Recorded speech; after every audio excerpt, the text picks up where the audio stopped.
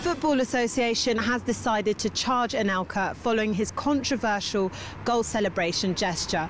Whilst many support the decision, the FA has been criticised for the length of time it took to investigate the issue. According to the FA Rule E31, the alleged gesture can be considered as abusive and/or insulting.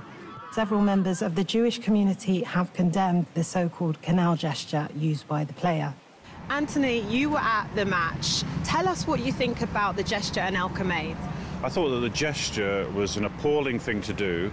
It was showing solidarity with a comedian in France who has made anti-Semitic remarks, who believes that the Holocaust has been used by the Jewish community for political ends and has poked fun at Jewish suffering. So Anelka, in doing this salute and saying he was doing it for his friend, he was doing it for a friend who the French government are trying to ban. And I wouldn't have dreamt that in a football game, which is watched by millions of people, a player like Anelka, who is a really famous player, played in many clubs across Europe, would make such an anti-Semitic gesture. So I was disgusted, and I wrote immediately to the FA to make an investigation, and I'm happy that they did it. Under FA rules, Anelka remains available for first-team selection until the FA's disciplinary process has reached its conclusion.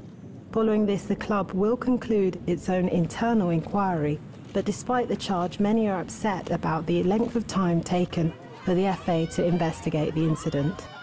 I can't believe that, given this to me is a clear-cut case of anti-Semitism, I can't believe the FA's taken so long.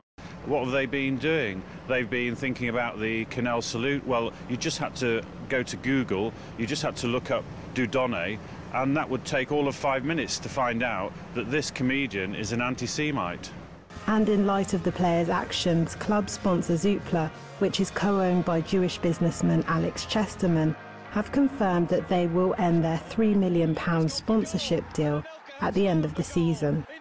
I think it's the right decision, and I would like to congratulate them for taking such a position against Mr. Anelka, because they're giving money, they're supporting the club, they're financing the club, and when one of the owners of this company is Jewish, he can't take part, you know, he can't give his hand for something like that. So it's the right decision by Zoopla if they want to terminate the sponsorship contract with West Bromwich Albion. And so, as the case continues, many are watching to see how Anelka will respond to the charge.